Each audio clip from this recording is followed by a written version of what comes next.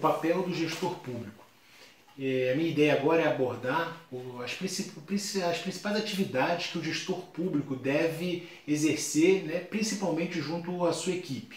O primeiro ponto é combater a ineficiência na execução das políticas públicas. E o que eu quero dizer com isso? A gente vê que, por exemplo, a população hoje ela não está satisfeita com os órgãos públicos, com a ineficiência. Isso é uma realidade que nós, gestores públicos, devemos encarar, né, e tentar melhorar isso. Então a gente tem um lado, uma população que clama por mais hospitais, mais escolas, né? E quando eles falam mais hospitais e mais escolas, quando o cidadão pede por isso, na realidade ele não quer que uma cidade tenha 10, 15 hospitais. Ele quer que pelo menos tenha um hospital, mas que atenda a todo mundo. Quando pede para uma escola, não é que tenha 12, 13 escolas numa cidade, né? Responsável por que uma prefeitura é responsável. Não é isso. Na realidade, que tenha uma escola na cidade, mas que atenda todas as crianças, né? Nesse ponto o cidadão fica satisfeito. Então, por um lado, a gente tem essa insatisfação da população. De outro lado, a gente tem um órgão de controle, principalmente o órgão de controle externo, que na realidade ele pune o mau gestor.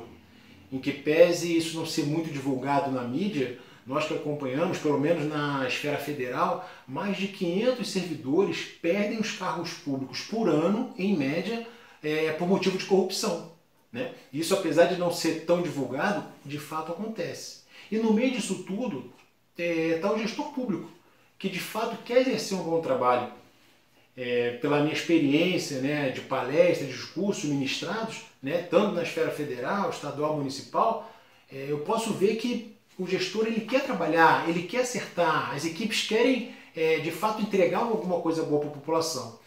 Então eu pergunto aos senhores, aonde está o erro? Né? Se eu tenho um órgão público, um controle externo, que de fato pune o mau gestor, se eu tenho um gestor que, via de regra, está querendo fazer a coisa certa, mas eu tenho uma população que não está satisfeita com o trabalho, né, dos órgãos públicos. E no meu entendimento, o que acontece é o seguinte, o problema é no resultado. Atualmente a gestão pública ela não foca no resultado. É muito fácil hoje com o sistema de informação a gente identificar um gestor que devia 2, 3 milhões e de fato fazer ele pagar, ou enfim, ter alguma sanção para esse gestor. Agora, e para a população? A falta daquele hospital, como que a gente mede isso? A falta daquela escola, como que a gente mede isso? Né? Aquele idoso que morreu porque não foi contratado uma ambulância, o dinheiro foi desviado. Isso não é medido. Essa parte a gente não dá essa resposta à população. Eu acredito, então, que combatendo essa ineficiência, né, em busca dos resultados, no meu entendimento, a gente consegue virar um pouco esse jogo. Então esse é o primeiro papel que eu gostaria de abordar. Um segundo ponto é fomentar as boas práticas de gestão e, de fato, uma mudança de cultura. O que eu quero dizer com isso? Na realidade, nos países mais desenvolvidos, a cultura é o seguinte: o que é público é de todos. Nos países menos desenvolvidos, nos países em desenvolvimento, a ideia é o seguinte: o que é público não é meu. Então, essa é uma ideia que, né, de tempos em tempos, a gente tem que revisitar e tentar mudar isso. Nós, como gestores públicos, temos que mudar isso na cabeça da nossa equipe e extrapolando da população como um todo. Né? É esse pensamento, né, que o bem público é de todos, a gente tem que incutir na cabeça da nossa equipe, né, e durante todas as nossas atividades. E paralelo a isso, eu cito até um estudo do pesquisador Dan Ariely, ele é norte-americano, foi criado em Israel, formado pela Universidade de Tel Aviv, e ele estuda o comportamento humano. Né? Hoje ele fez um grande estudo no MIT, e ele diz que o comportamento humano, em linhas gerais, ele respeita uma distribuição normal. Né? E no nosso caso mais específico é o seguinte: para o Dan Ariely, uma equipe, 15%, né, sempre vai fraudar, vai arrumar algum jeito de corrupção, independente do controle, independente da oportunidade, ele vai achar uma oportunidade de corromper, de fraudar, enfim, isso vai acontecer. Por outro lado, 15% sempre vai fazer a coisa certa, independente se o chefe está fazendo, se o chefe dá exemplo, se ele tem alguma oportunidade, ele sempre vai fazer a coisa certa. E por que nós temos que brigar? Nós temos que brigar pelos 70%. Né? Os 70%, sim, que segundo o Dan Ariely, são influenciados pelo seu chefe e por toda a equipe.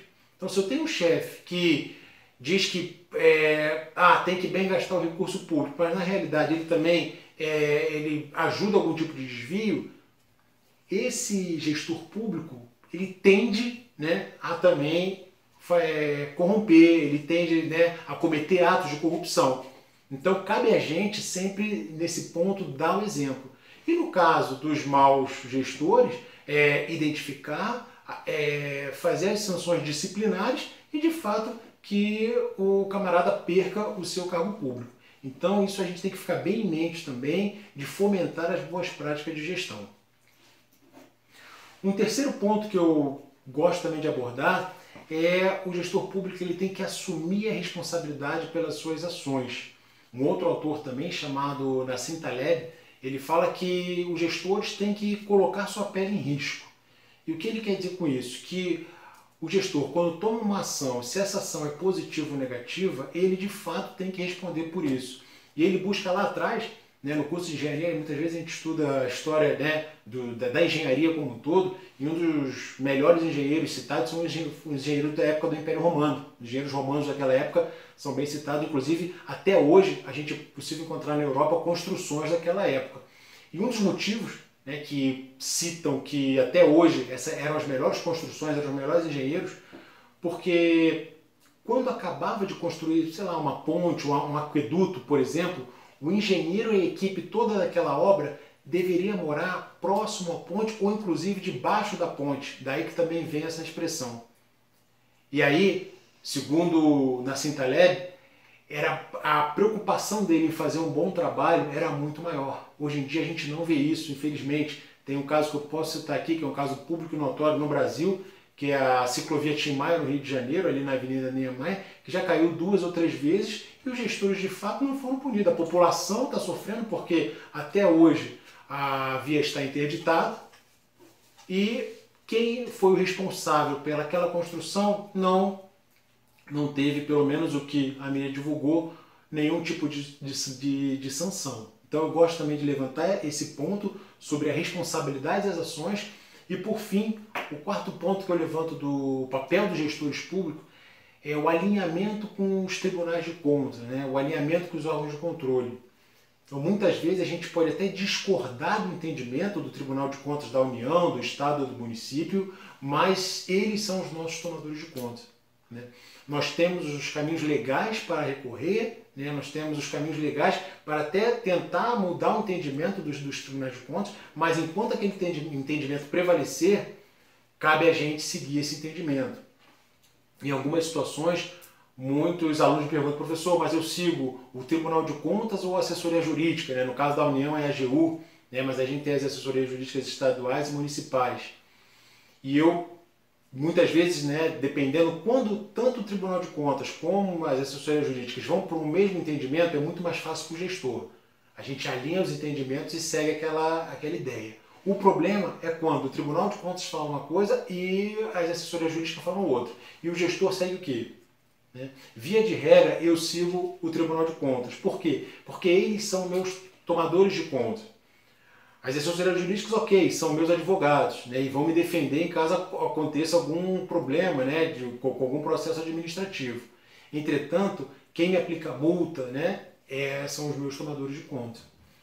Uma sugestão que eu sempre dou aos meus alunos é o seguinte: se há um entendimento divergente, né, pegue aquela jurisprudência do tribunal ou inclusive o parecer da assessoria jurídica e coloque no processo. Porque daqui a 5, 10, 15 anos, muitas vezes o entendimento pode ter mudado e o gestor vai ser questionado por que ele tomou aquela ação. Então é importante que ele tenha no processo, olha, há 10 anos atrás, o entendimento do Tribunal de Contas era esse, por isso que eu tomei essa atitude. Então fica essa dica também, fica essa recomendação para os gestores públicos.